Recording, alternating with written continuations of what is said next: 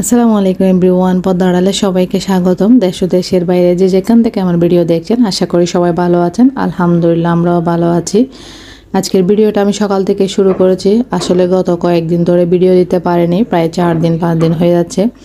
কারণ সময়ের অভাব, সময় যে এত মূল্যবান লাইফের মধ্যে, সময়ের কারণে ভিডিও মেক করতে পারতেছি না। কারণ বাচ্চা কেউ কলেজে কেউ স্কুলে চলে যাচ্ছে, যার কারণে ছোটো বাবু গড়ে ওকে নিয়ে হিমশিম খেয়ে যাচ্ছি।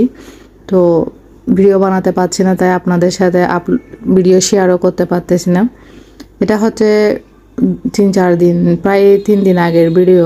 বাচ্চাদেরকে স্কুলে দিয়ে এসে বাজার করে নিয়ে এসেছিলাম, ওগুলো রান্না করে নিচ্ছি। বাজার করে আসার সময় তাল নিয়ে এসেছি, সাথে শসা, ক্যারট, শাক এগুলোই নিয়ে এসেছি, কাঁচামরিচ, হালকা পাতলা যেগুলো দরকার, কলা।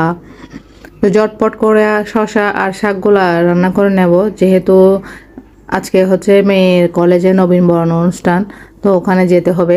শাকগুলো আমি বেছে নিচ্ছি। কলমি শাক না আমার অনেক ভালো লাগে, গরম গরম ভাতের সাথে গরম গরম কলমি শাক বেছে খেলে অনেক মজা। সে সাথে শসাটাও কেটে নিচ্ছি রান্না করার জন্য, মসুরের ডাল দিয়ে রান্না করব। এই শসা, চাল কুমড়া, লাউ এগুলো হচ্ছে আমার বাসার সবচেয়ে মোস্ট ফেভারিট ভেজিটেবলের মধ্যে একটা। বাচ্চারা খেতে অনেক পছন্দ করে, সেটা ভাজি বলেন, ডাল দিয়ে বলেন, চিংড়ি দিয়ে বলেন, যেভাবে রান্না করি না কেন বাচ্চারা এই সবজিটা খেতে অনেক পছন্দ করে। আমি এটা উপরে কোষাগুলা বের করে নিয়েছি, ফিস ফিস করে কেটেও নিচ্ছি। আসলে অফ ক্যামেরা অনেক কাজ করে নিয়েছি, চাল ধুয়ে নিয়েছি, শাকগুলা বেছে ধুয়ে নিয়েছি, সেই সাথে কেটেও নিচ্ছি এখন রান্না করার জন্য। শসাটা চুলায় বসিয়ে দিচ্ছি। আজকের ভিডিওতে যদি বাইরে কোনো শব্দ আছে, আওয়াজ আসতেছে, আসলে যেহেতু বাইরে পানির লাইনে কাজ করা হচ্ছে, তো সবাই ক্ষমাস্বরূপ দৃষ্টিতে দেখবেন।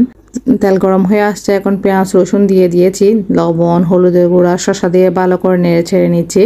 5 মিনিটের জন্য ঢাকনা দিয়ে গুঁড়ো রাখবো, এরপরে মসুরের ডাল দিয়ে দিব।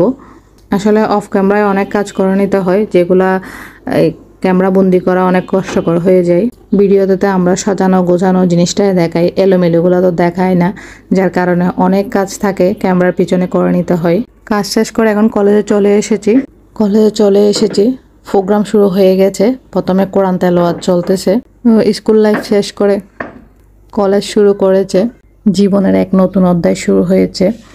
সবাই দোয়া করবেন আমার মেয়ের জন্য, যেন সুন্দরভাবে কলেজটাও লেখাপড়া শেষ করতে পারে। ওকে কলেজে নিয়ে আসার সময় আমার আব্বুর কথা মনে পড়ে গেছিল।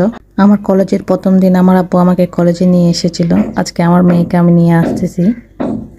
আজকে আমার আব্বু এই পৃথিবীতে নেই, সবাই আমার আব্বুর জন্য দোয়া করবেন, আল্লাহ যেন ওনাকে জান্নাতবাসী করেন। এখানে হচ্ছে আমাদেরকে কিছু স্ন্যাক্স দেওয়া হচ্ছে।